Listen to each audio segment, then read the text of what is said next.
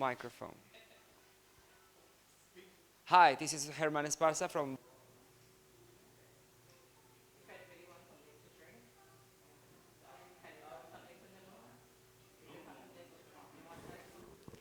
A very pleasant good evening, ladies and gentlemen. My name is Anita Vento Bartholomew, and I am here representing Victoria Laboratories Limited for this little function, as well as other staff members. This evening is presented in collaboration with Farminpex, Envy of Curacao, and the firm Biomeri. We have as our special guest speaker this evening, Professor Jerman Esperosa, clinical microbiologist of the Javeriana University of Bogota, Colombia. And without further ado, I'd like to present our special speaker, Professor Jerman Esperosa.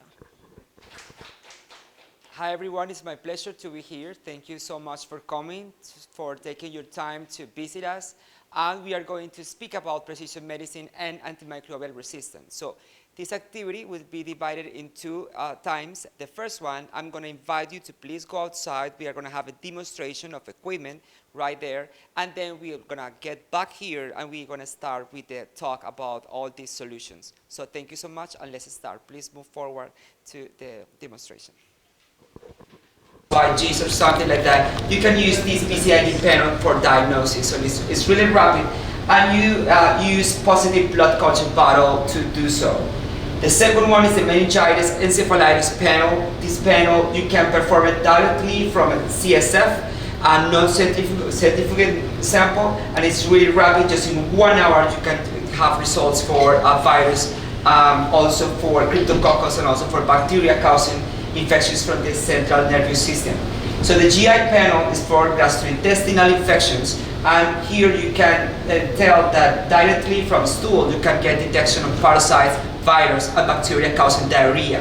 This is syndromic approach, and what syndromic approach means is that many kind of bugs can cause the same syndrome, as you may know. So many bacteria, many virus, and many kind of parasites can cause diarrhea, so you can detect it with this device.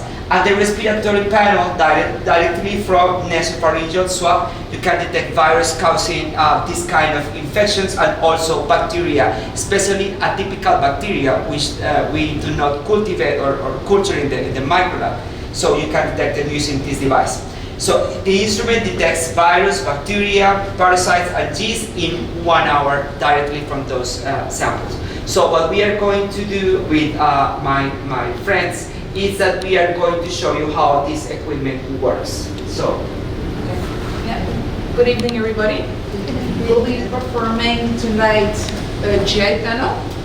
We'll just do a little bit demonstration. The packages, they normally come in one pouch, which means one pouch means one test. For example, this is the GI panel, the GI pouch.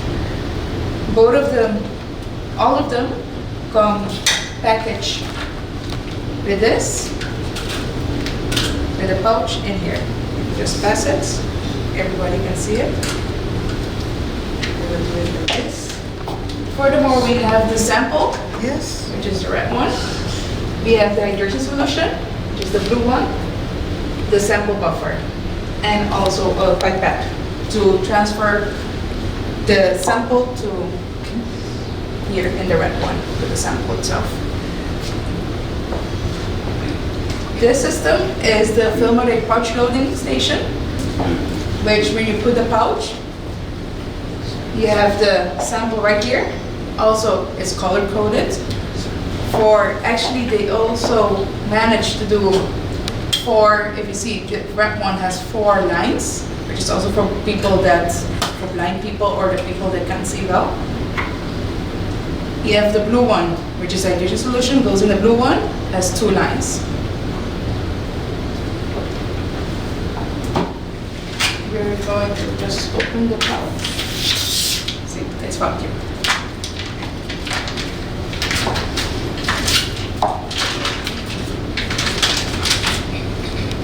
Okay, you open the pouch. This is the GI pouch. Completely a new one. And you see here, red for the sample, and blue for the hydration solution. So you just put it in.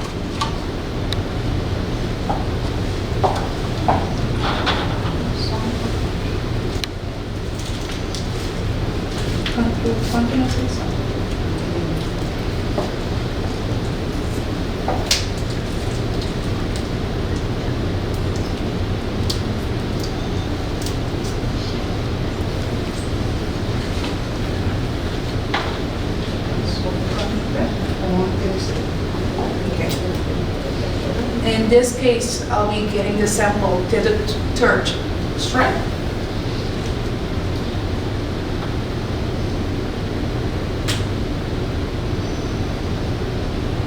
Transfer it to the sample, all of it.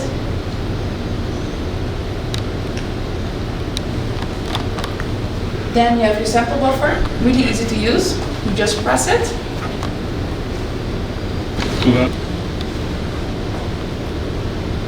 Close it. Just 1, 2.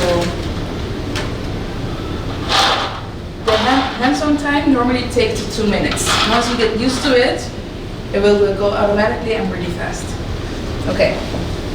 So we will start with a dirty solution. This is a loading station. Once you press it, it will automatically vacuum. You're allowed to come closer. You can come closer. It will automatically vacuum the amount of solution it's needed. So you don't need to manually pipette each time. See. Then we have the sample. Also, you press it. See? It's filled by itself, automatically. Just the right volume that's needed. When that's done, put it in here.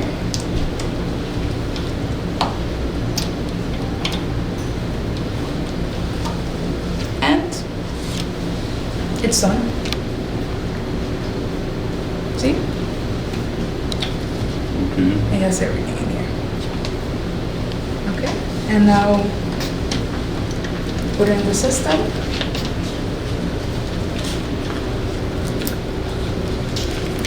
You can all see how it is, how you put it in. See? Yes? We'll scan it.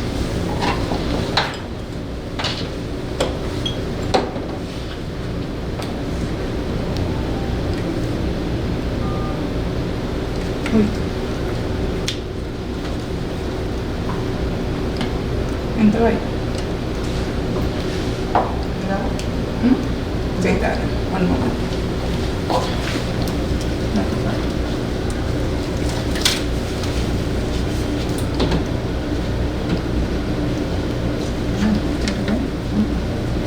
Pusing ke mana orang kita? Okay. Nama kita. Nama? Okay. Yeah. Oh, yes. So you scan it with a barcode reader.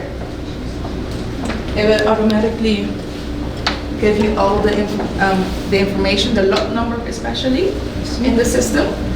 In this case, since this is a demo, we'll manually put right now the sample ID and then our password. But if you have a list system, it can connect to it also. Okay. So,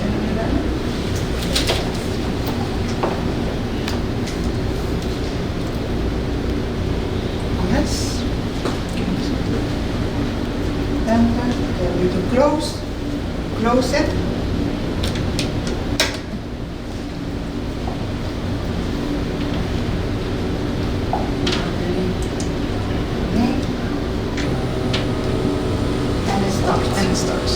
if you see right now, it will tell you the moment to start and how long it will take to finish one run.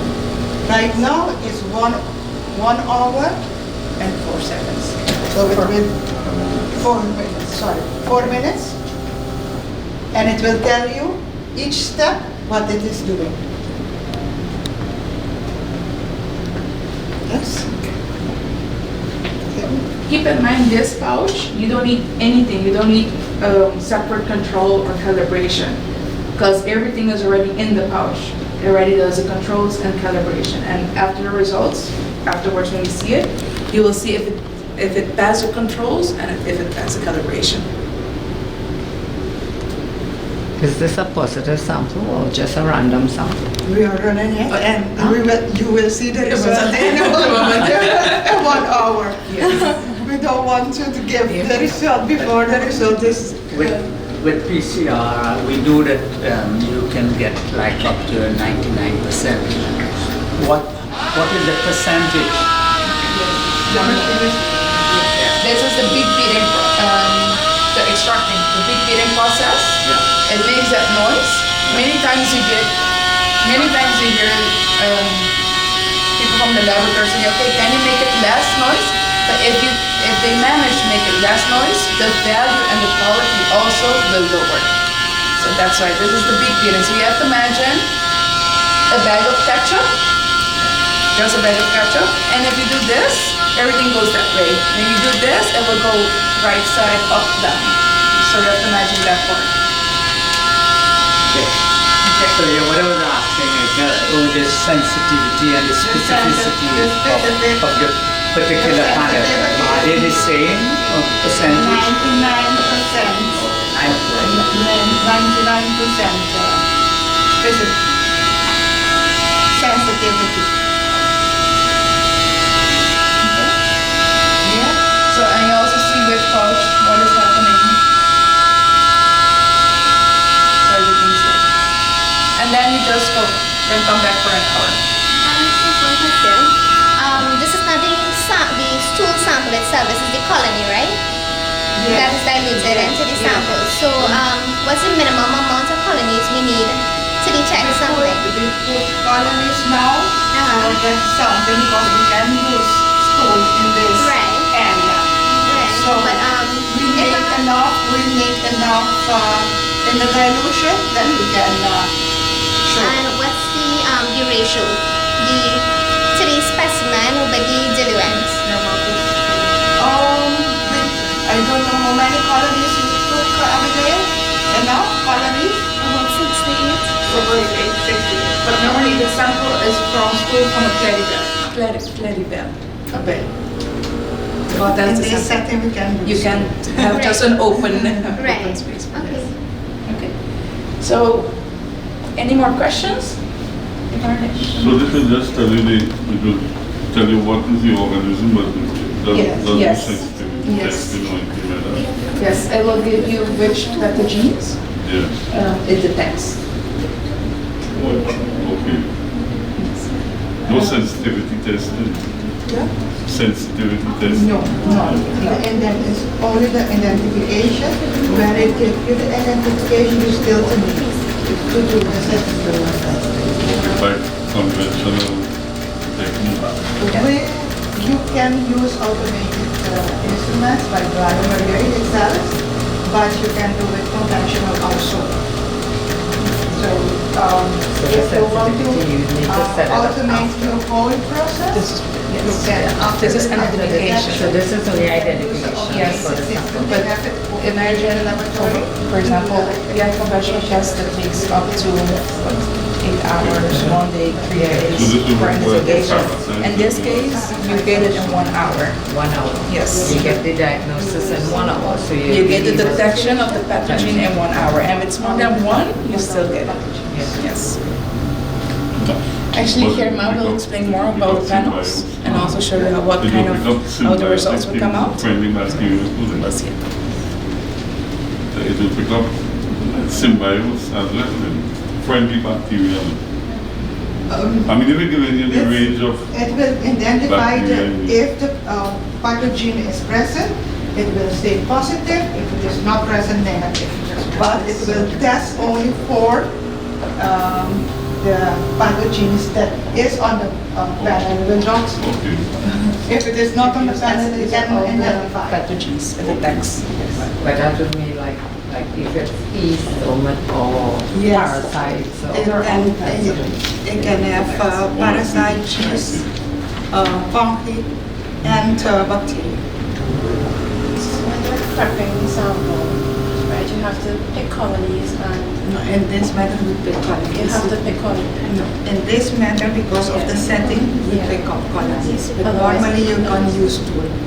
And you can use it transport- directly. Yes. So Okay. the stools can be used directly into Yes, the system. yes. In Okay. transport media, if you have it in a transport media, you can use it. And CSF the same way. Yes. Yes, but the sampling is exactly the same. But since we are in an open setting, we could not. You couldn't use this.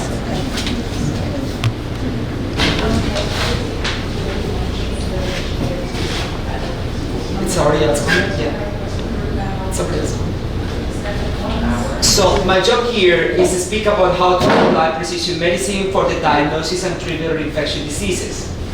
In the following talk, we are going to discuss approaches to improve diagnosis for infectious diseases using cutting-edge technology. Also, we will discuss together the best way to include this in the antimicrobial stewardship program. So let's start speaking about what is precision medicine, what is so important, why this is the new paradigm. Precision medicine is the use of the molecular diagnosis for the treatment and following of patients. A precise identification of the disease, the causative agent, the resistant markers, etc., will let you know to take interventions of high specificity and that will be reflected in better clinical outcomes and the prevention of diseases, for instance, outbreaks. This is a concept that has been applied to oncology, and I always speak about this case from Angelina Jolie, who she detects all those genes, for breast cancer, and she decided to get a surgery. And that also happens with pediatrics, with obstetrics, and infectious diseases. What is the syndromic approach? So it's common that several infections have the same signs and symptoms, and additionally that many pathogens could be involved in the same kind of infection. This makes the therapeutic decision difficult. As I mentioned in a moment before, how many parasites can cause diarrhea? How many bacteria can cause, for instance, bloodstream infections? So many of them. It's difficult and you should cover many possibilities. The syndromic approach makes massive detection of pathogens which could cause a particular infection. Which are the benefits? Timely and appropriate empiric therapy. Less use of unnecessary antimicrobials. Cost effectiveness in a patient care. Rapid identification of outbreaks and prompt application of contact precautions. Also prophylaxis. For instance, what happens if you have a patient with Neisseria meningitis? And statistics to create guidance, your local guidance. I'm going to show you that now we have a software that can improve the epidemiology for Trinidad and Tobago. So if we consider the timeline in bacteremia and fungemia, you can see here that we take a blood culture right there, and then the time to detect a growth and to have the ID and ASD of the result will be probably between 24 to 72 hours. But if we have this equipment here that we already show you, we can reduce the time just to once the positive blood culture is detected. So this PCR multiplex system is easy, it's not precision or picoting, it's simple preparation, it's rapid, 2 minutes of hands-on time, 65 minutes of turnaround time, and it's massive because it's able to detect up to 27 targets in just one test. So we are going to see a video about the equipment.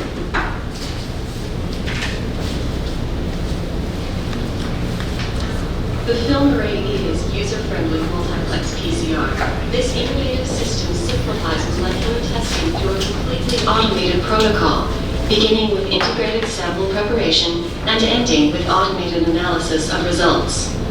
Starting the film array run is easy. All of the reagents required to test a sample are preloaded and freeze-dried into the reagent storage compartments of the film array pouch. To begin a film array run, the pouch is first placed into the loading block. Then, hydration solution is injected into the pouch through the blue inlet port on the right. The vacuum in the film array pouch automatically draws the correct volume, eliminating the need for precise measuring and pipetting. Next, sample is added to the film array sample buffer.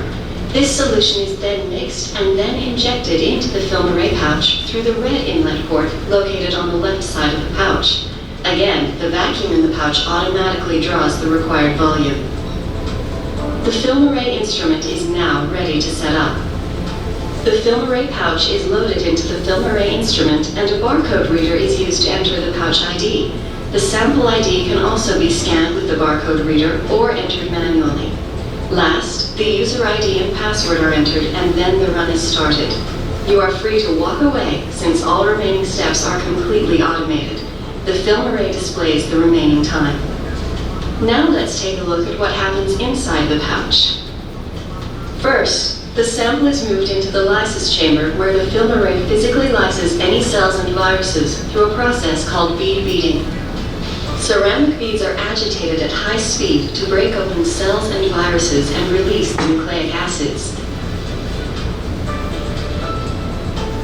These nucleic acids are then bound by magnetic beads, which are then moved from the lysis chamber to the purification chamber.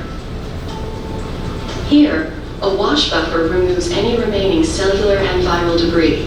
The film array activates a magnet outside the pouch, which holds the magnetic beads in place while the debris is washed away. Next, an elution buffer releases the purified nucleic acids from the magnetic beads. The magnetic beads are again magnetically secured while the nucleic acids are moved to the first stage PCR chamber. A reverse transcription step is performed to convert any target RNA into DNA.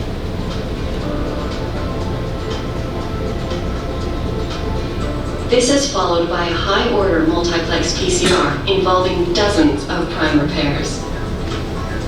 During this first stage PCR, many reactions simultaneously occur in this single large volume reaction. The products from the first stage PCR are then diluted to limit any remaining first stage PCR primers. Next, the diluted first stage PCR products are combined with a fresh master mix and then aliquoted to each well in the array.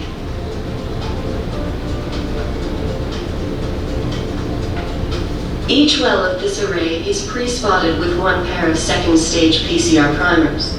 These second stage PCR primers are designed to amplify sequences contained within the products from the first stage PCR. This eliminates non-specific products associated with traditional multiplex PCR. Because the second stage primers specifically amplify only target DNA. A fluorescent double-stranded DNA binding dye is used to monitor each reaction. The second stage primers in each well are designed to detect one specific target. Organisms are identified based on which wells in the array are positive. The film array performs a melt to confirm the presence or absence of specific temperature signatures of the second stage PCR products. The film array software processes the data and makes a positive or negative call for each organism. These results are provided in one easy-to-read report.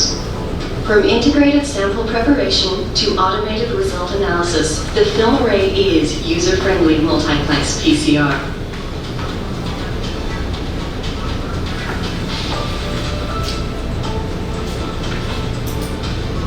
Okay, thank you so much. So let's take a look to the panels that we have been speaking about. This is the PCID panel. This is the panel for positive blood culture bottles. And just with 200 microliters for a positive blood culture bottle, you can detect in 1 hour if the patient has infections caused by gram-positive bacteria like Enterococcus, Listeria, Staphylococcus, including aureus, Streptococcus, Strep agalactiae, Strep pyogenes, and Strep pneumo. In gram-negative bacteria, you can detect Enterobacteriaceae, Pseudomonas aeruginosa, Acinetobacter baumannii, Neisseria meningitis, Haemophilus influenza, and in yeast, 5 species of yeast, Candida albicans, glabrata, Crusade, Parapsilosis, E. tropicalis, and 3 resistant markers like MAKE-A for staph, Banana-B for Enterococci, and the gene KPC for gram-negative bacilli. So this is an example and how the result look like. So you can see Neisseria meningitis there, and you can see that all the other targets are not detected, as you can tell here, and the detected one was Neisseria meningitis. This is another example. Here I highlighted that it's a MIC-A positive staphylococci. So here the clinician could know that you cannot use vancomycin, that you cannot use oxacillin or beta-lactam. You should use vancomycin on other drug, which will be effective as this organism is resistant to beta-lactams. I'm going to discuss it later. And you can also personalize this result. You can also include, for instance, notes or something. I'm going to give you some examples about it. So how can I take decisions of antibiotics if you just have the ID? The rationale for selection could be based on the severity of the patient. The patient has sepsis or septic shock according to the current sepsis guidelines. What is the source of the bacteremia? It could be primary, for instance, in some patients with cancer, something like that, or catheter-related bacteremia. Secondary to maybe pneumonia, maybe UTI, urinary tract infections, or maybe intra-abdominal. It is important because in some sources you can control it with surgery, for instance, intra-abdominal. And also, if the source is urinary tract, maybe getting high concentrations in urine can help you to stop the bacteremia. But for instance, the primary bacteremia and the bacteremia secondary to pneumonia is much more difficult to control. The intrinsic resistance. For instance, if you are treating a patient and you take a Pseudomonas, you will notice that you cannot use ceftriaxone. You can stop ceftriaxone and change it for antimicrobial that covers well Pseudomonas. Or ampicillin sulbactam, for instance, for Enterobacter. You cannot use ampicillin as all those Enterobacter and Serratia are resistant for ampicillin. And the local epidemiology. For instance, if you have E. coli or Klebsiella, you should cover ESBLs with piptazo or carbapenem. If you have Pseudomonas, you should cover them with the drug with the lower MICs. If you have Staph aureus methicillin resistant, you should cover it with vancomycin. But with the use of the molecular diagnosis, you can narrow the spectrum shortly. You can know if this is susceptible. You can, narrow the spectrum from vancomycin to a beta-lactam or something like that. Take a look to your local epidemiology, and this is really important to do so in every single hospital. We need to know, for instance, in a hospital here in Trinidad, what is the main bug in the ICUs, what is the main bug maybe in wards. And as you can tell here with this graph, for this ICU in the example, Pseudomonas aeruginosa is the most important bug, it's the most important bacteria, so you have to cover every single time. Also, Pneumo, E. coli, Staphylococcus epidermidis, and Staph aureus is in the 4th place. Also, it's important to know what kind of bacteria do you have in every single sample. For instance, in bloodstream, as you can tell there here with the colors, the most important pathogen is Staph epidermidis, but maybe there are just contaminants. It's important to figure out that. Look at this, we have a lot of Klebsiellas in red, Pseudomonas in green, and in yellow Staph aureus. But look at urine, it's completely different. So to create guidelines to appropriate use of any microbials, you have to know what is in urine, what is in blood, what is in lung, what is in intra-abdominal infections, because every single syndrome has a different approach. And as you can see here in urine, E. coli is the most important bug, followed by Pseudomonas, Klebsiella, and few Staph aureus. And in respiratory tract, you have a lot of Pseudomonas, but it's risky. So you have to take into account that maybe all those Pseudomonas are coming from patients colonizing the trachea. And you can see here you have Staph aureus and you have Klebsiella also. And we create these charts, these tables, to find out which are the resistant trends in those ICUs for the resistant markers. And as you can tell here in this example, I included Pseudomonas aeruginosa. We have for this ICU high resistant rates for carbapenems like imipenem and for colistin. But you can see here that piptazo maybe is the most active drug, and amikacin also. So you can use combined therapy with piptazo plus amikacin for the first days of therapy. And as you can see here in this Klebnumo, high resistant rates for cephalosporins, and maybe what is behind is an ESBL phenotype, so you have to confirm it. And also we have some resistant strains to carbapenem, so take that into account when you take decisions of empiric therapy with these charts. For instance, suggested treatment of Staph aureus in bacteremia detected with the film array, with this device that we showed you earlier. If the MEG-A gene is not present, is not detected, the clinician can start oxacillin or cephalotin or cefazolin, what you use here in Trinidad, I don't know, but maybe you have your own guidelines. And it's important to know that maybe the clinician, because the patient has a severe sepsis, started Banco. I agree. But maybe once you have the result, you can de-escalate vancomycin to a beta-lactam if the patient is not allergic. But what happens if you have the MEG-A gene positive?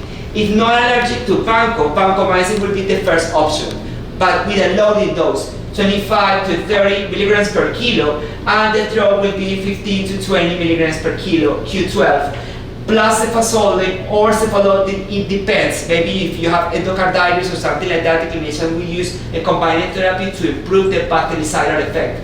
If allergic to vanco without pneumonia, daptomycin plus cefazolin or cephalotin.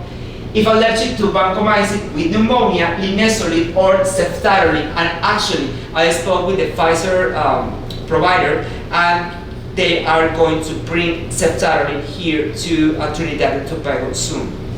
Or it's a very good news.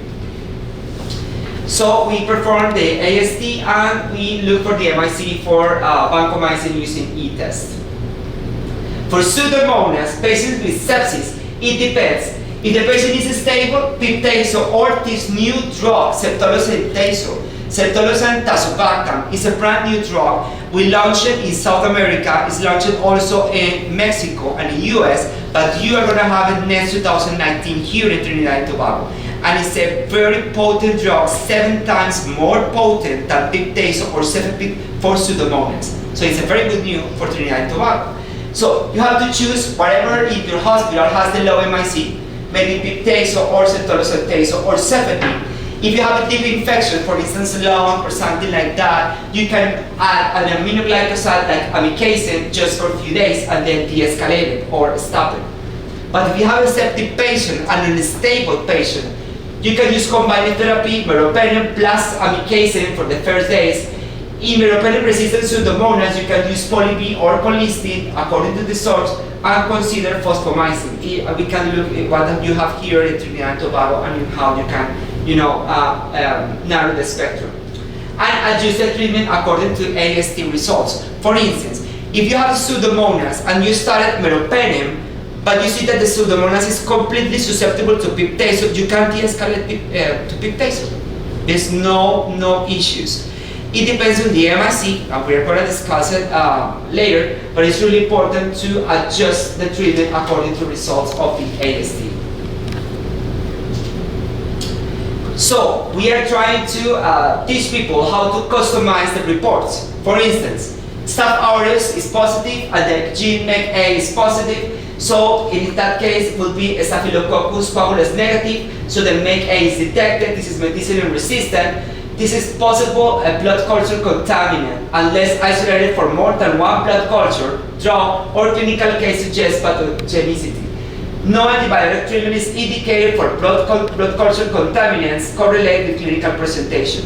For instance, if you have Enterobacteriaceae detected, and it is Serratia, and it does not have the gene KPC, so these organisms may contain an indocible beta-lactamase, penicillin, or a second or third generation cephalosporin. Monotherapy may result in the emergence of high-level resistance. And it also covers this complex, Enterobacter cloacae.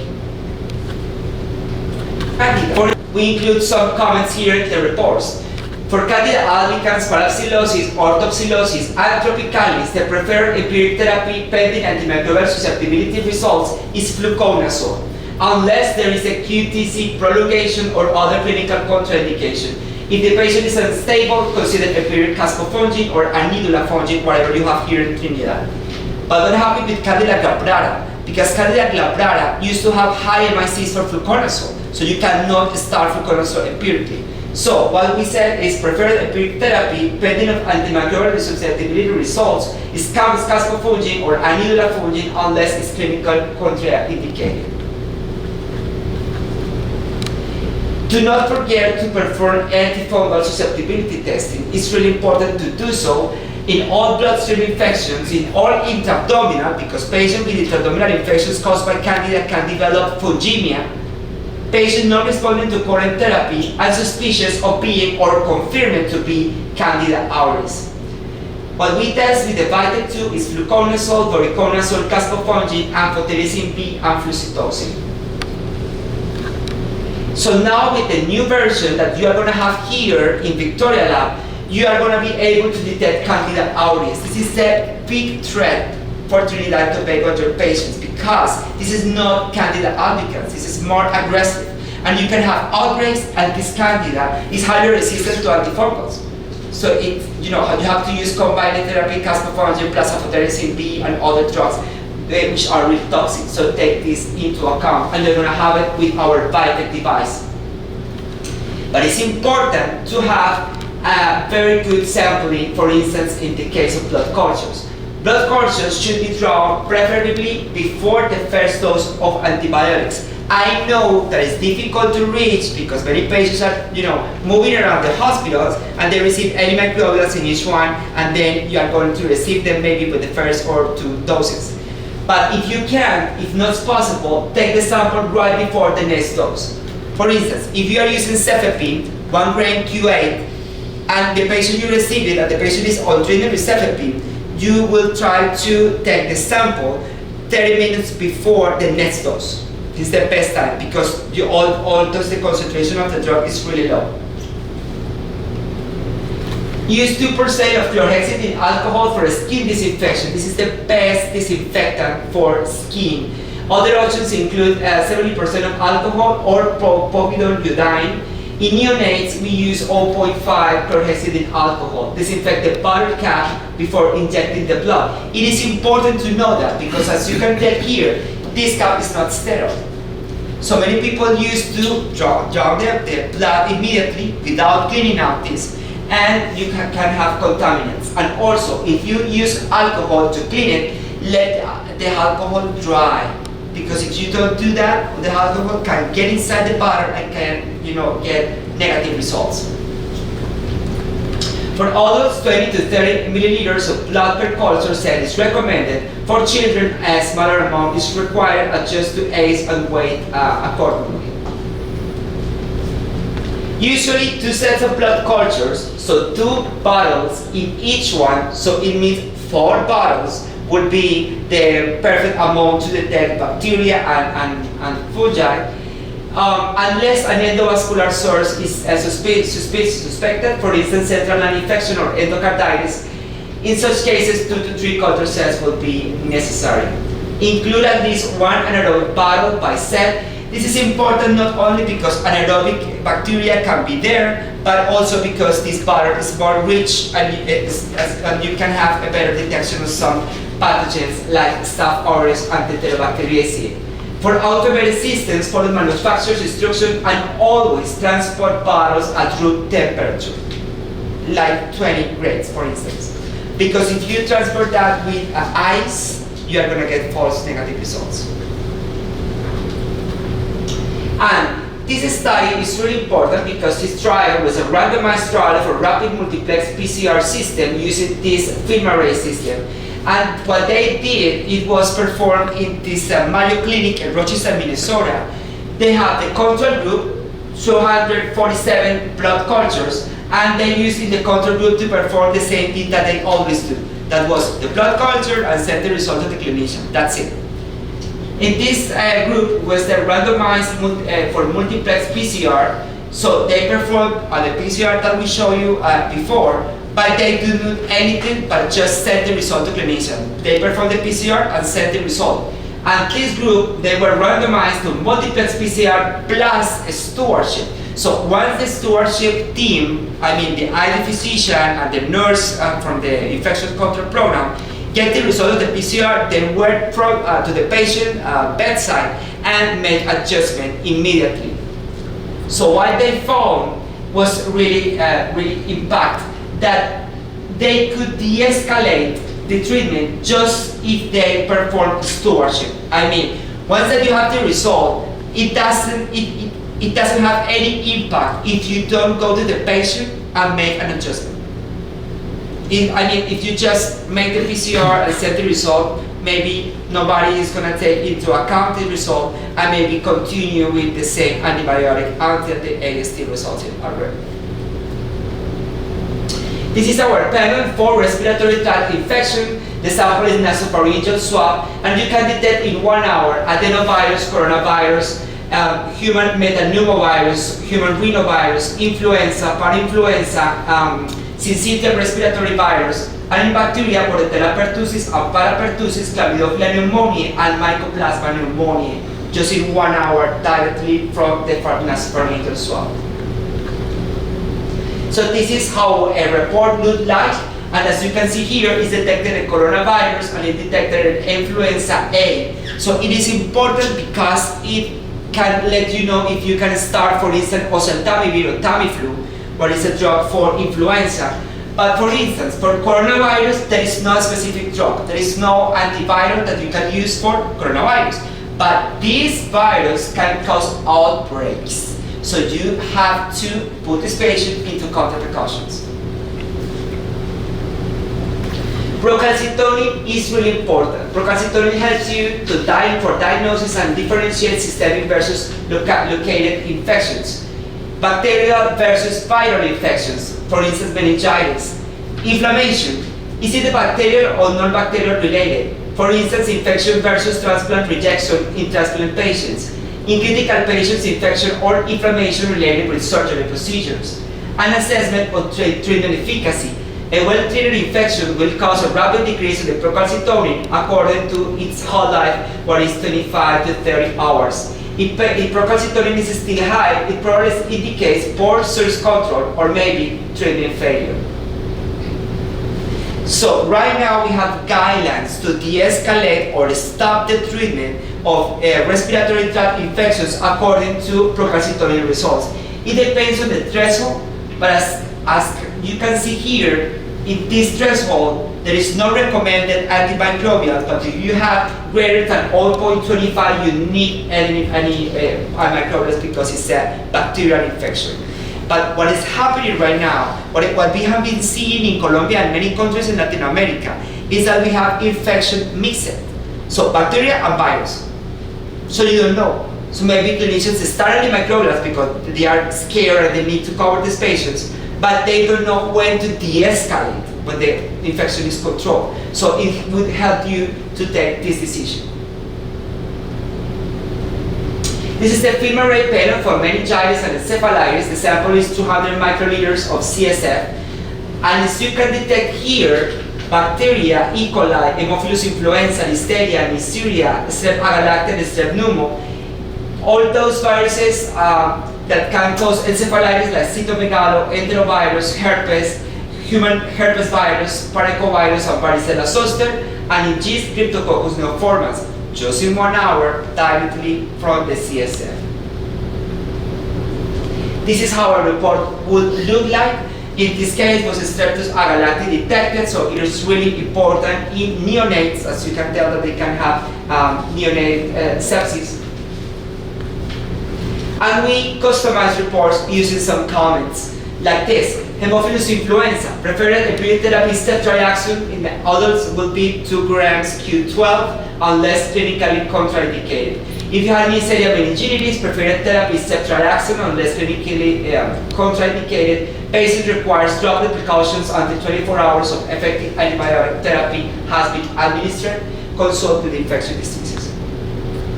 This is our panel for GI, for gastrointestinal infections, directly from stool, 200 microliters from a Cardiplayer medium.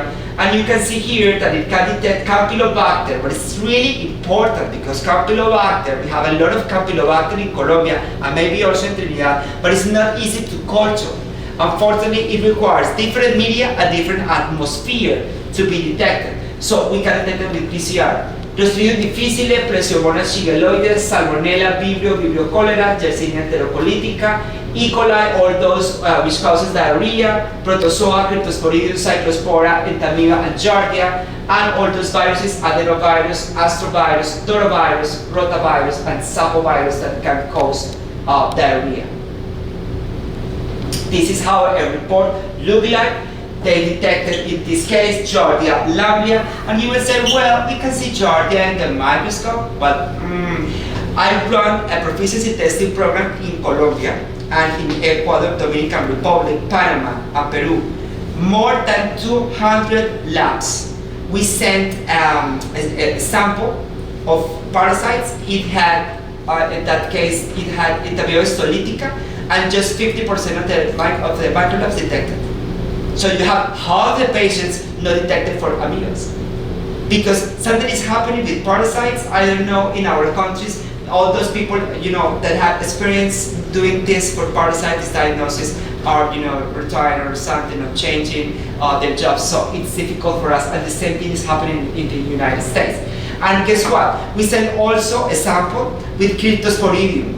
It was from a patient with HIV.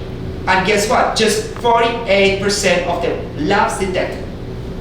And mostly, we are accredited labs. So, can you believe it? So, it's important to perform this kind of test in some kind of patients. I'm going to show you some examples.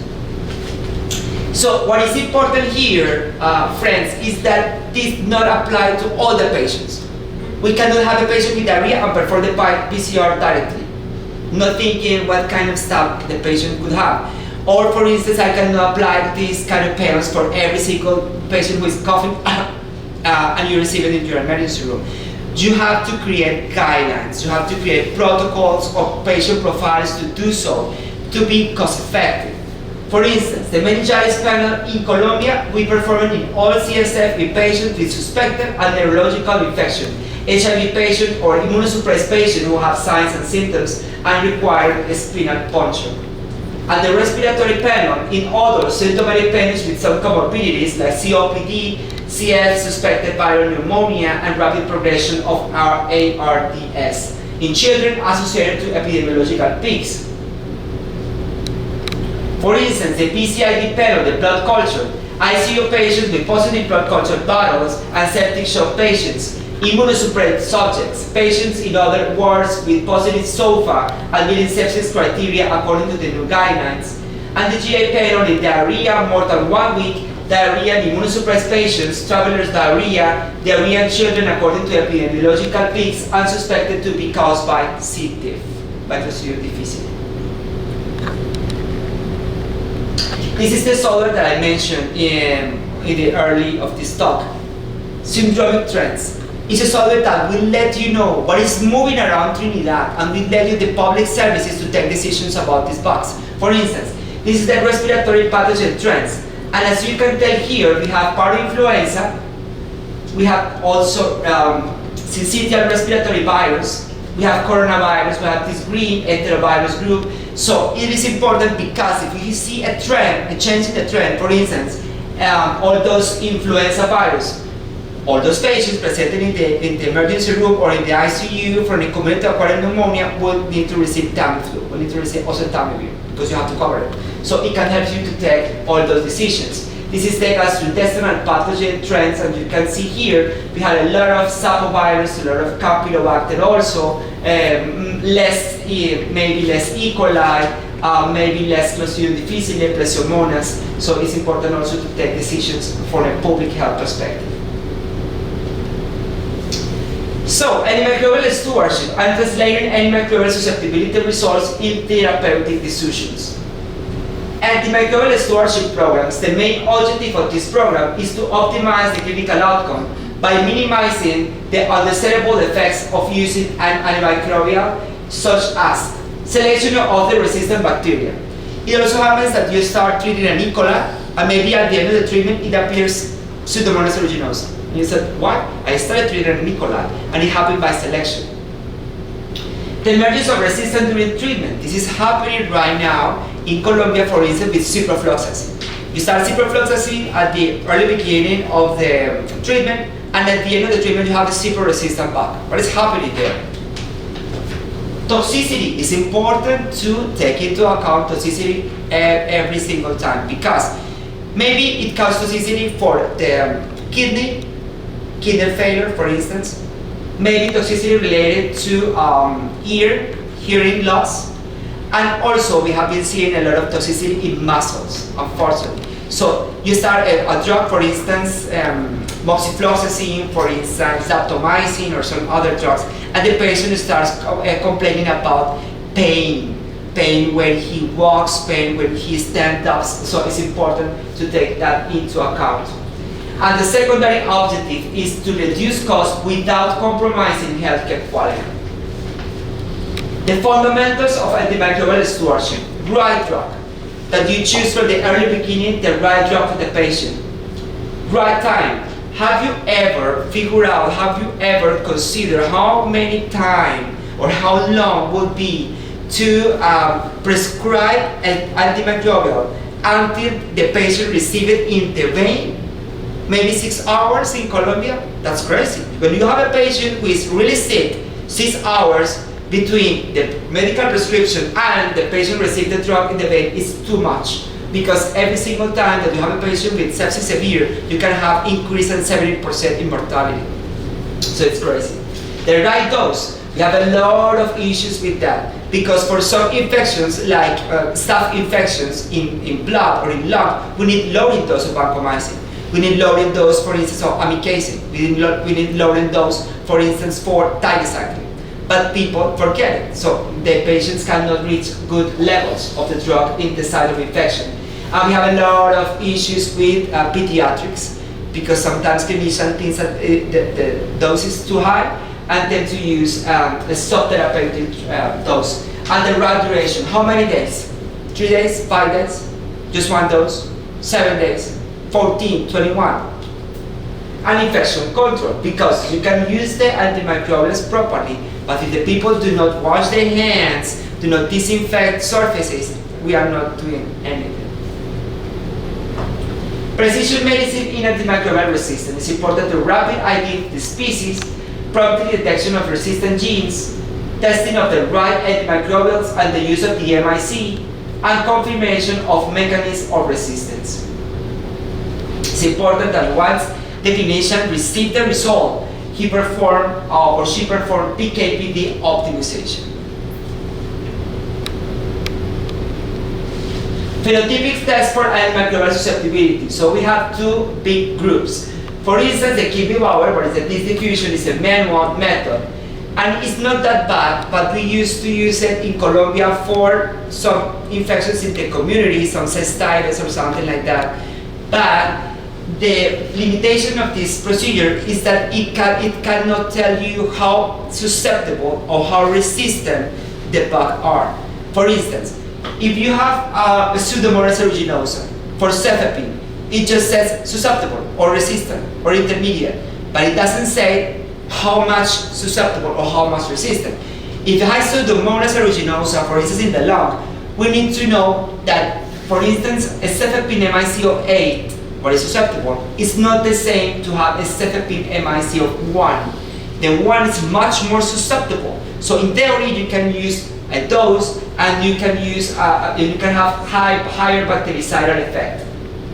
The MIC test, you have here the Vite2 that you have here in Vectoria Lab, also e-test. This is the reference method, but it's very difficult to perform. This is a broad micro method with all those glass tubes. But it provides the MIC, it's available for all drugs, and it has short turnaround time, and also it can tell you how much susceptible and how much resistant some bug is. The MIC, remember, is a numeric value obtained from the combination of bug and drug, which uses the breakpoints to separate the bacterial wild-type population without acquired mechanism of resistance from the non-wild-type population, bacteria with acquired mechanism of resistance. The MIC measures how much resistant or susceptible is a bacteria to a particular antibiotic. Panels used at Victoria Lab. So we have here, this panel is for infections caused by gram-positives, mainly staph, Enterococcus, and Strep agalactiae. This reference is a GP67. And as you can see here, it has antibiotics to detect oxacillin resistant, like this, epoxy screening, Cipro, Clinda, Erythro, gentamicin high level for enterococci, inducible clindamycin resistant, Levo, linezolid, moxifloxacin, nitrofurantoin, oxacillin, this drug, chylopristin, dalfopristin, rifampin, streptomycin high level, tetracycline, tigecycline, trimethoprim sulfa, and vancomycin. all those drugs included in this pen. The performance of the Vitek 2 cards to detect MRSA infection is really good, so there are no false susceptibles using the equipment that you have here in Victoria. So you can be, so confident that the result is very good, it's reliable. So it's important to know what to do with the result. In this case, I put this in example. The treatment will depend on the severity or stratification and sort of infection of this MRSA. In bacteremia, banco or dapto. In pneumonia, linezolid or ceftazolid. And soft tissue and bone infections, banco, dapto, clindamycin, trimethoprim sulfa or ceftazolid. In skin and soft infection, many of those drugs which are oral for the treatment of those patients. In enterococci, the treatment will depend on the species. That's the reason why it's important to know this. Because when I started microbiology, like 30 years ago, there was just enterococci. Nobody told me that there was more than one species. They just told me enterococci. And it looks like at that time everyone was similar. And now we know that we have more than 35 species and they are really different ones to another. So in this case, for Encephalitis, if you have cystitis, ampicillin or nitrofurantoin or cipro or fosfomycin. In bacteremia, ampicillin plus aminoglycoside or better, ampicillin plus ceftriaxone. In allergy or clinical failure, vancomycin or dapto plus ampi or ceftriaxone. But if you have efficium, in cystitis you can use almost the same, nitrofurantoin, cipro or fosfomycin. But in bacteremia, if banco susceptible, banco will be the treatment. And in bacteremia, if banco resistant, dapto plus ampicillin or linezolid. This is the card that we have for gram-negative. This is the L300. And as you can tell here, it has amikacin, amoxiclav, ampicillin, cefepime, cefotaxime, cefoxitin, ceftazidime, cefuroxime, ciprofloxacin, colistin, gentamicin, imipenem, meropenem, nitrofurantoin, norfloxacin, piptazo, tobramycin, and trimethoprim sulfa. This is the N279, and as you can see here, it has amikacin, ampicillin, ampisulbactam, cephalotin, cefepime, cefotaxime, ceftazidime, cipro, colistin, ESBL test, gentamicin, imipenem, meropenem, nalidixic acid, nitrofurantoin, piptazo, and trimethoprim sulfa. And this other card, we have three references for the negatives. This is the 272, and it has amikacin, ampicillin, cefepime, cefoxitin, ceftazidime, ceftriaxone, cipro, colistin, doripenem, ertapenem, the ESBL test, gentamicin, imipenem, meropenem, piptazo, and tigecycline. So it depends on what kind of sample you are dealing with, whether it comes the isolate, for instance, if it is coming from urinary tract, maybe from intra-abdominal infection, maybe from bloodstream infection. It's important to consider to select the card. For instance, what happens if I need one of these drugs and it is not listed in the panel? LIVO. If you use LIVO here in Trinidad, for instance for gram-positive, or for gram-negative, you can test ciprofloxacin. If the isolate is susceptible to ciprofloxacin, you can report LIVO if cipro is susceptible. And the clinician can use LIVO, because cipro is the marker for LIVO, because they are in the same family and the mechanisms of resistance are crossed around all the representatives. Metronidazole is not tested in routine. We need specific methods and it is not available in the lab. Mostly used for anaerobes or parasites. We use metronidazole for some vaginal infections, for some parasites like amoeba or something like that, or anaerobic infections caused by anaerobes, mainly in intra-abdominal infections. But we don't test it. For metronidazole, it's really hard. Azithromycin.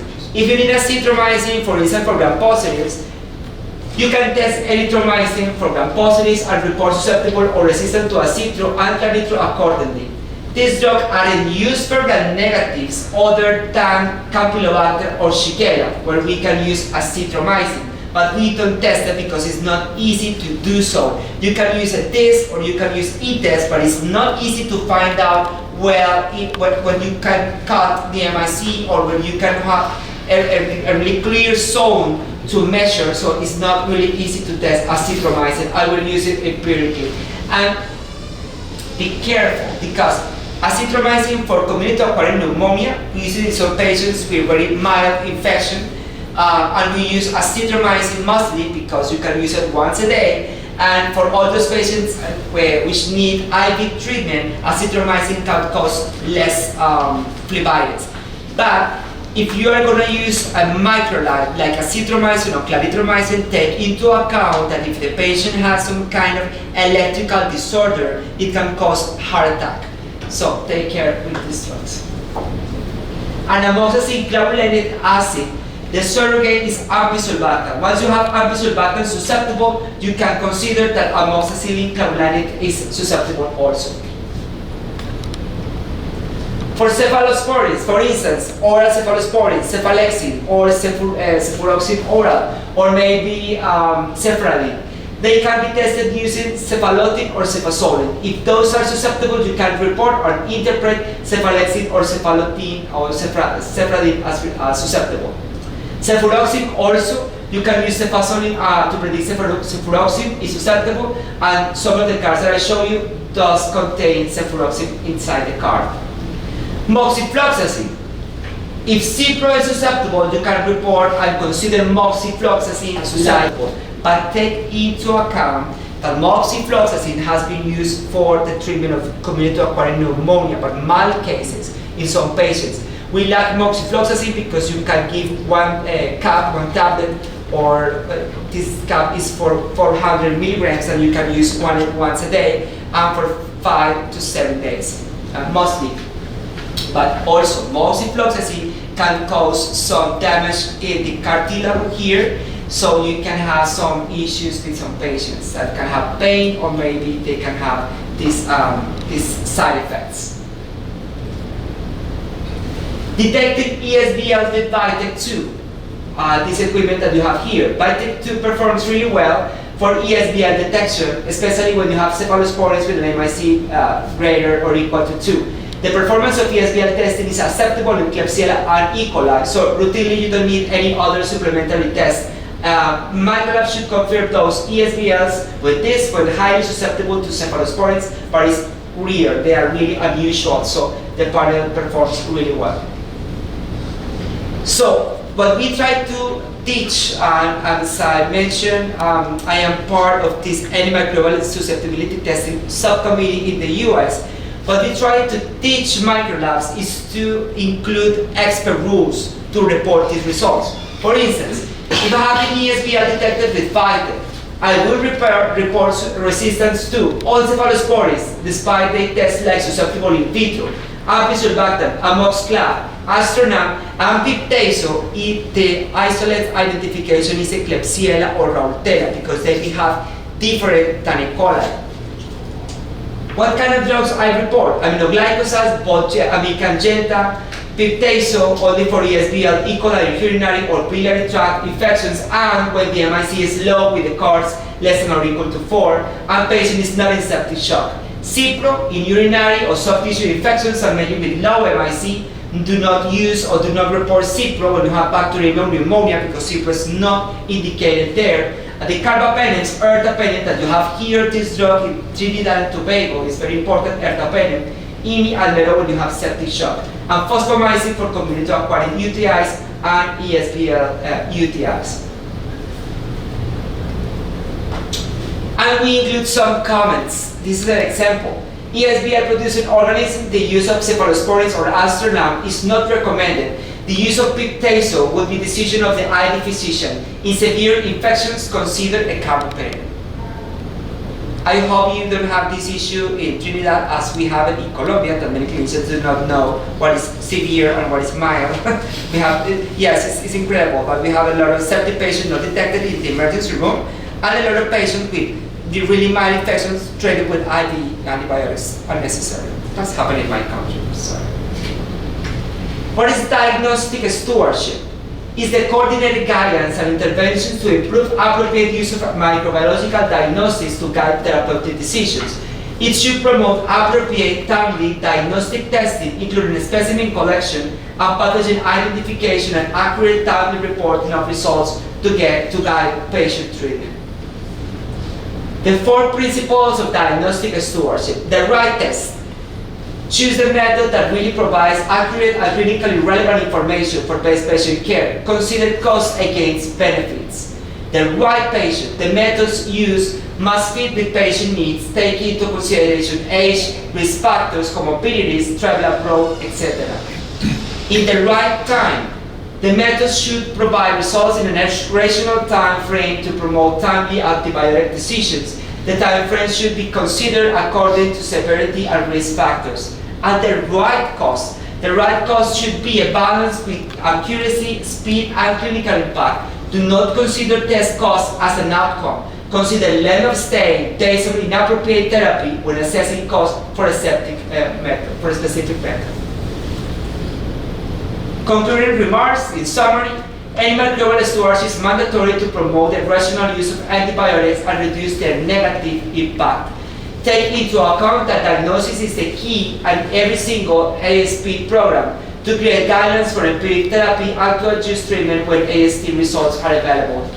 The syndromic approach is changing paradigms and diagnosis has let you identify up to 25 targets in just one test. Thank you so much for your attention. If you have questions, I'm happy to receive them. Thank you.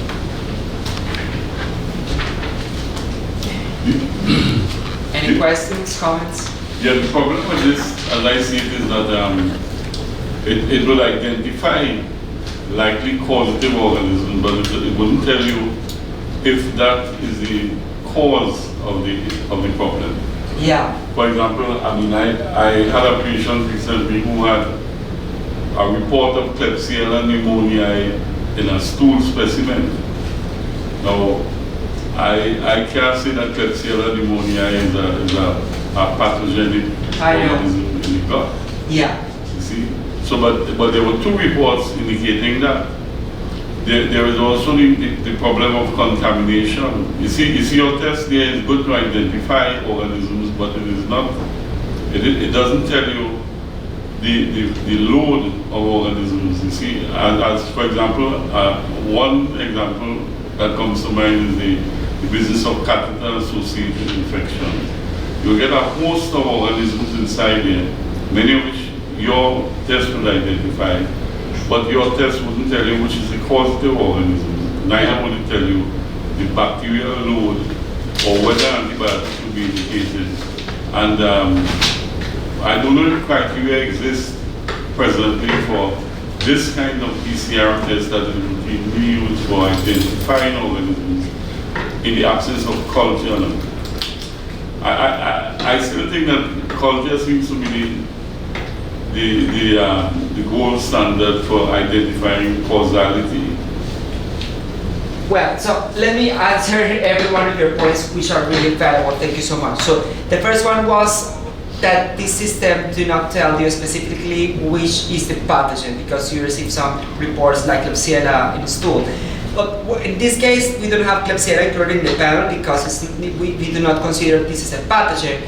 But actually, you are right. So it's important that some results are analyzed in the specific context of a patient. You have to individualize the result, because if you don't do that, it's hard sometimes to define which is the agent.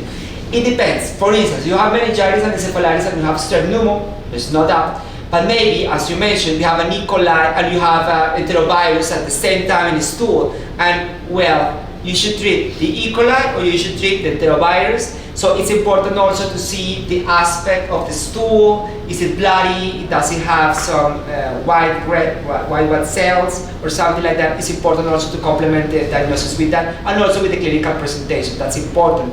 The other point that you mentioned, doctor, is about it doesn't provide the load of the target.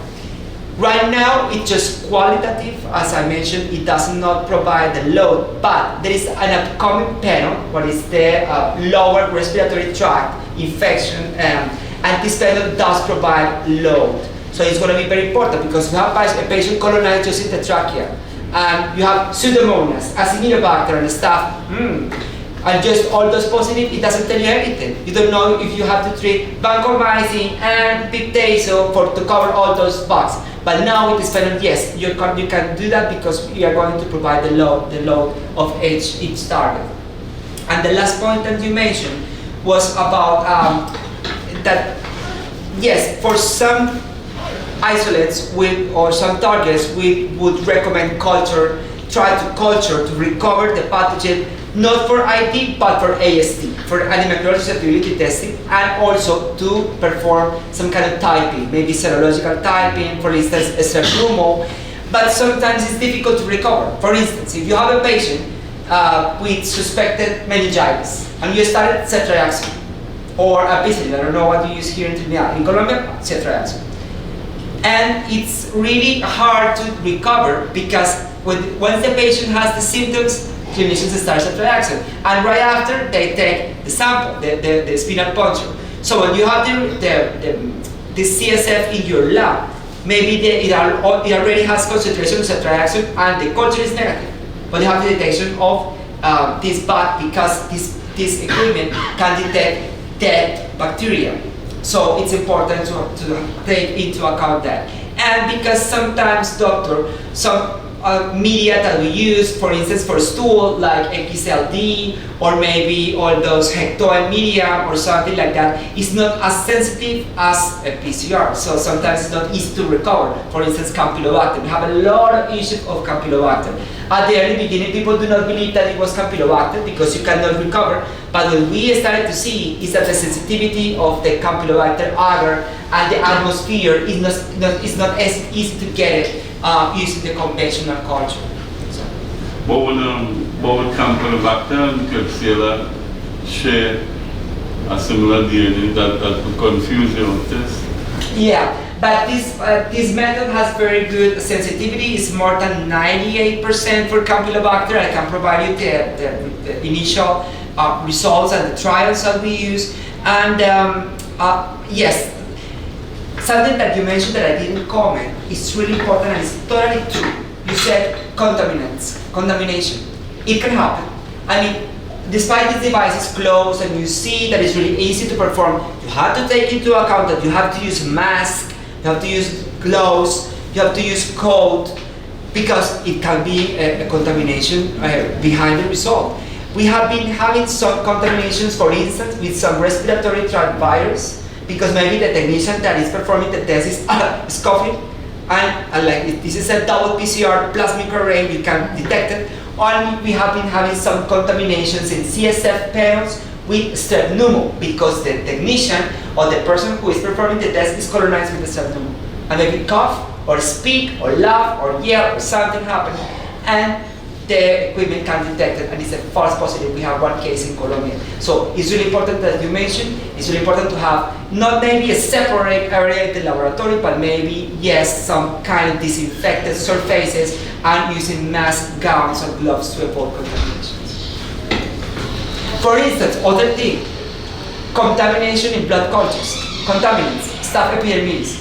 If people do not disinfect well, do not take the correct amount of blood, maybe, yes, the PCR is going to detect the contaminant. So it is important to make these campaigns to avoid contaminants, because if you don't do that, it's going to be more hard to apply these methods. What I recommend always is that once that you have a bacteremia caused by the gram-negative bacilli, we perform the test. But if I don't have a septic shock patients and I see gram-positive cocci in the gram stain, I would not perform the test once that I suspect that maybe it's some Staph aureus. Maybe if I have a source that is a lung because the x-rays or something, maybe the patient has, I don't know, some kind of lesions in the skin, some kind of wounds, I suspect that it's Staph aureus. But if I don't suspect it, I do not perform the PCR. So you have to create protocols to avoid the massive use of this method when it's not indicated. Any other? Well, if you don't have any other question, we would like to comment that we have other kinds of PCR. Dr. Neil, you have the...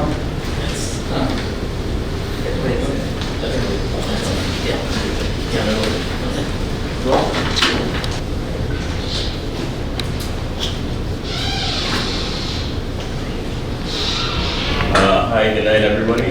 Harry Ajuda from Victoria Labs. Just to elaborate on some of the other testing we do, PCR here, we do for TB and rifampin,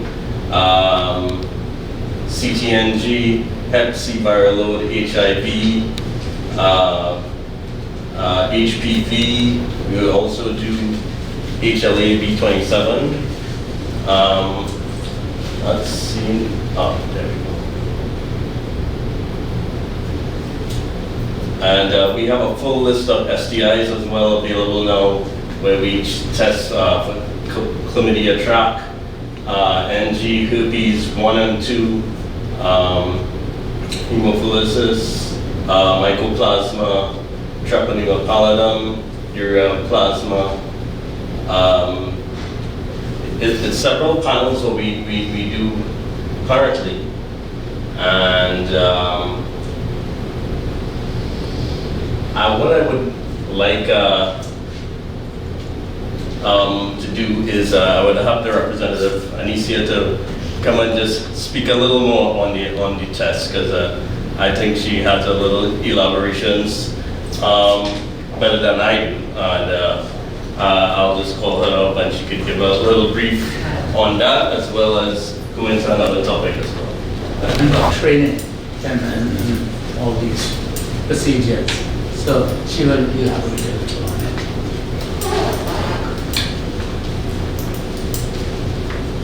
Good evening, everybody. My name is Anicia Sukbir, and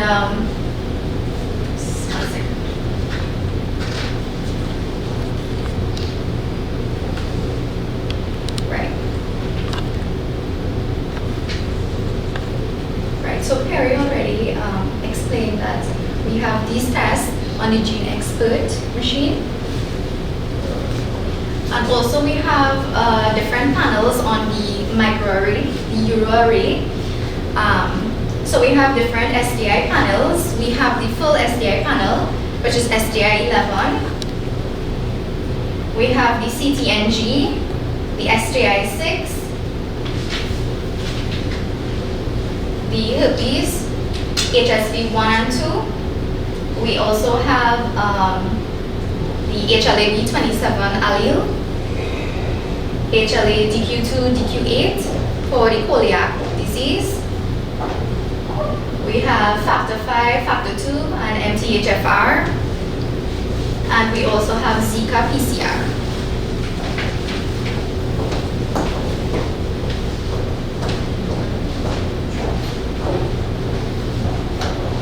You can the TB PCR, just The TB PCR is... After TB PCR, we use sputum samples. Fresh sputum. But this is more sensitive than the quantiferon test, the interferon test, the serological test. Yeah, PCR is more specific, more sensitive. So you get the specimen just by annually morning sputum, or you do a bronchial lavage or something? I mean, because TB had to get that, you know. They also recommend a bronchial lavage to use that as well. Okay. So if we can get the first morning sputum, take the bronchial wash it. Okay. You still have to do 3 consecutive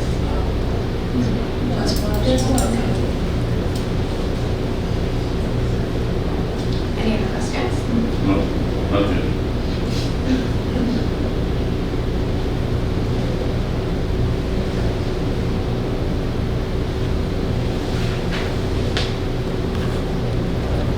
All right, I would also like to touch a little bit on ANA testing.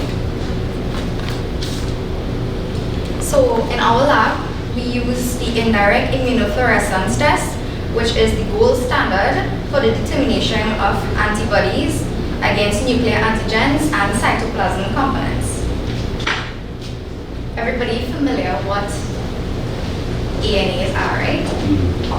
Everybody not familiar? So a few facts about ANAs. So ANAs can be found in people with autoimmune diseases, but not exclusively. ANAs can be found in people with infections, cancer, lung diseases, gastrointestinal disease, hormonal disease, blood diseases, skin disease, in elderly people, and people with a family history of rheumatic diseases. ANAs can also be found in healthy individuals. Some medications cause positive ANAs, and a patient's clinical symptoms and other diagnostic tests must also be considered. In our lab, we do a serial dilution. We start at 1 in 100 dilution. This is the recommended dilution for this particular test kit, and that is because at the 1 in 80 dilution, we tend to get a lot of positives, and that could be false positives. We also do a 1 in 1000 dilution for stronger patterns, for stronger ANAs. We have masking of patterns. So sometimes you may get more than one patterns, and when you do a bigger dilution, you can see the pattern clearly.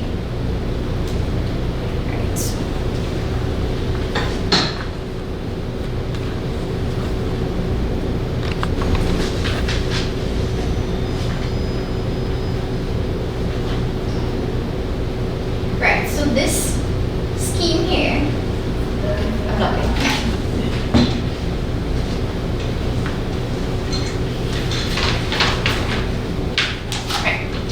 So the ANA testing, the IFT method, is the multi-specific test.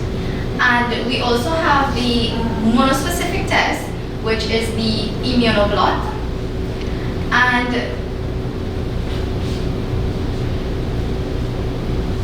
right, what happens is that you can have clear patterns. So like, for example, the centromeres pattern, if you can clearly see it, you can just conclude that it is the centrum antibodies against centromeres.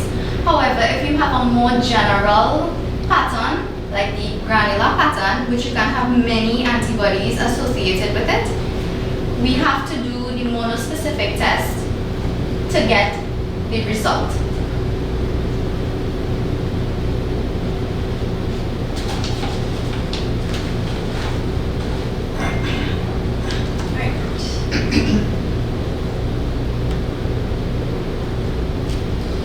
Right, so results. A good ANA test result consists of 3 components, whether it is positive or negative, a titer, and we do the titer estimation using the 1 in 100 and the 1 in 1000 dilutions, and also the fluorescence pattern. At Victoria Lab, we try to incorporate all of these by doing the 2 dilutions, and in our reference range, we have what fluorescence is at 1 in 100, 1 in 1000, a titer estimation, and whether it is positive, strong positive, or, well, we also include if it's negative. So what do you think is positive, 1 in 100 or 1 in 80? Well, we start at 1 in 100. So that is your reference value, 1 in 100? Yes, the 1 in 100, if it's positive in the 1 in 100 and negative in the 1 in 1000. And if the fluorescence is weak in the 1 in 100, the titer estimation is 1 in 100. And that's a weak positive. So if you have a patient and it is positive is 1 in 80, with a nuclear pattern or whatever, that is considered negative in your lab? Yes. Anything under 100? We start at the 1 in 100 because we get a lot of false positives at the 1 in 80. So Euroimmune has recommended that we start at the 1 in 100.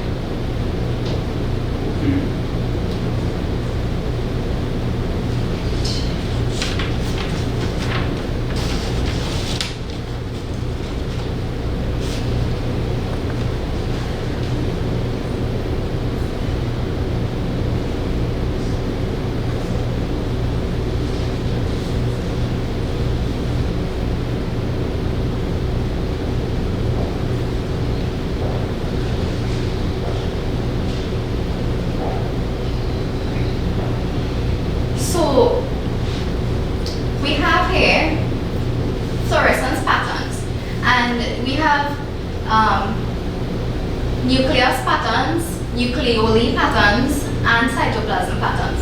And what they have done is they have sort of categorized, so like they have antibodies associated with the nucleus. So we have the homogeneous, and the homogeneous pattern is usually associated with the dsDNA, nucleosomes and histones. Then we have the nuclear membrane, which is normally associated with the lamin B receptor, lamin A, B, C, and GP210. And then granular. So we have different types of granular. We have like coarse granular, fine granular, granular with nucleoli accents, all these things. And they are associated with the NRNP, Smith, SSA, SSB, KU, PCNA, mitosine. And then we have the dotted. So we have nuclear dots, few nuclear dots, and centromeres. Then we have the nucleoli patterns. Nucleoli homogeneous, SCL70, PM, SCL. Nucleoli granular, you could have fine granular or coarse granular. And fibrillarian, the polymerase and non-90. Right? Then we have the cytoplasm. You can have granular, and that is associated with the AMA, JO1, lysosomes, Golgi apparatus, fine granular, ribosomes, ribosomal P proteins, and SRP. And then we have the filamentous patterns, actin, vimentin, and tropomyosin. And this is how the patterns look. So you could do all those, look for all those different patterns. You routinely do that, you mean? Yes. Okay. So they normally compare it to the primate liver, but we use the HEP2 cells. So this is the homogeneous pattern.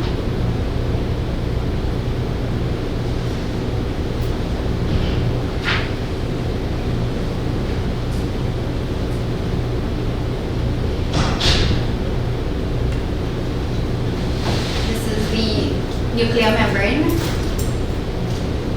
Some of them are clearly seen, but some are very hard to distinguish because of multiple patterns occurring at the same time.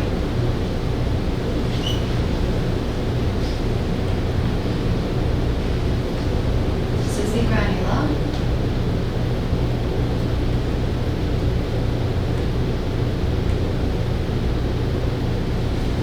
Keep a database of all these things so that people can come and do studies on these things.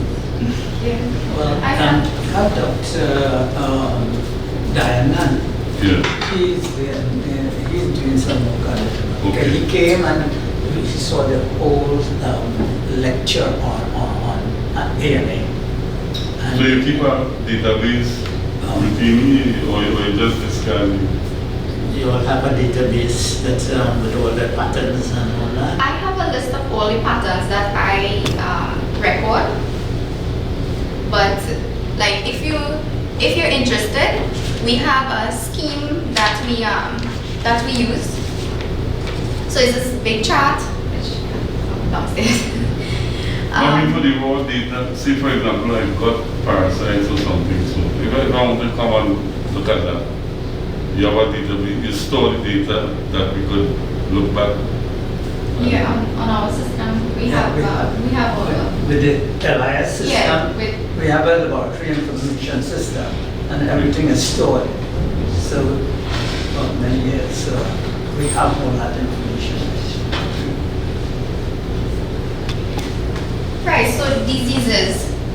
So there are some diseases that occur more than others, right? So for lupus, you can see that there are certain antibodies associated with lupus, and the prevalence here, or the frequency.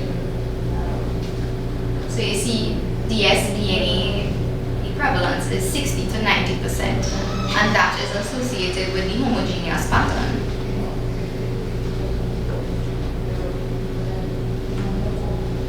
Mixed connective tissue disease, U1RNP, frequency is 95 to 100%. Sjogren's syndrome, SSA, SSB, single-stranded DNA, etc. Progressive systemic sclerosis. Some of the antibodies have not yet been isolated. So the Euroline blood, they only offer 23 antibodies at the moment. So this is why the gold standard is the immunofluorescence, because you can get the ENA or the line blood as being negative, but the person still has an antibody present. But it is not isolated on the strip. There are over 100 autoantibodies present.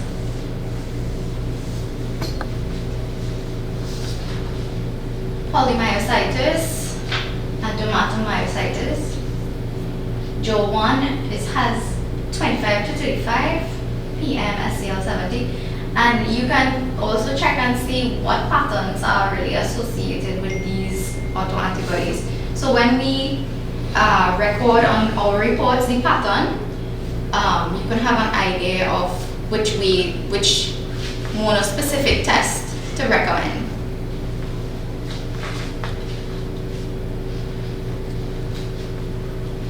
Rheumatoid arthritis, prevalence of histones is 15 to 50%, single-stranded DNA, U1RNP, and RANE.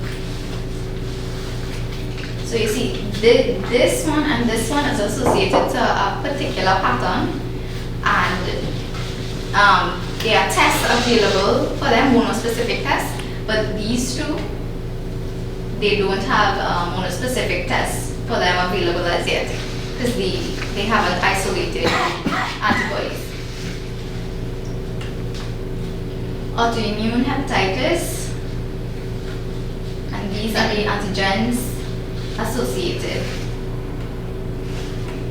And primary biliary cirrhosis,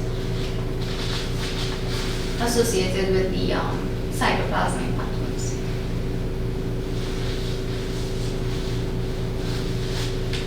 Cytoplasm granule.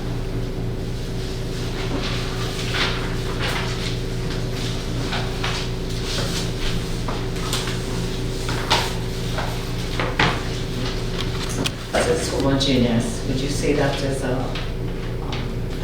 recent worry about? Strong positive. Strong positive. But you can't just use the ANA test alone. You have to consider the patient's symptoms and other tests. So they would, like the doctor would recommend like an ESR test to check for inflammation, CRP test, some other tests, but you can't just make a diagnosis on the ENA test alone. Okay. Thank you so much. Thank you. For your patience, for your attention. So right now we're going to check it out, the result of the panel that we set up before. We are going to have yes, some refreshments right there. Thank you so much. Please do not forget to fill in the evaluation form. And if you haven't registered your name already, then please, if you can register also. Therefore, do not. Hi everyone, this is Jerman Esperosa. I'm clinical microbiologist and I'm coming from Bogota, Colombia. We are here in San Fernando in Victoria Lab, and today we have a very good meeting about antimicrobial stewardship. As you may know already, antimicrobial stewardship is a group of actions to improve the use of antimicrobials for patients with infections. And the diagnosis of the infection is the basic of every single program of antimicrobial stewardship. So today we presented a brand new methodology, what is the film array, the BioFire film array represented here by Fermipex in Trinidad and Tobago. It's equipment that lets you detect bacteria, viruses, parasites and fungus just from the samples like respiratory tract, GI, bloodstream infections, and also from the central nervous system infections. So the other point that is really important is to take into account that the susceptibility results should be used with caution in order to choose the best drug for the patient. Always consider the MIC for infections caused by Pseudomonas aeruginosa and deep site infections, just like bloodstream, intra-abdominal stream infections, and also for infections in the lung, like pneumonia. And for the community, my advice will be to take every single recommendation from your clinician. Do not auto-prescribe, do not take any microbials that you don't need and are not prescribed by a qualified physician. And the other important point for community will be to wash your hands. Wash your hands before you take your meals. Wash your hands once you get out from the WC, because it's important to always avoid infections in our adults and children. And take into account the importance of vaccination. It's important to vaccine our children to avoid infections. So thank you so much.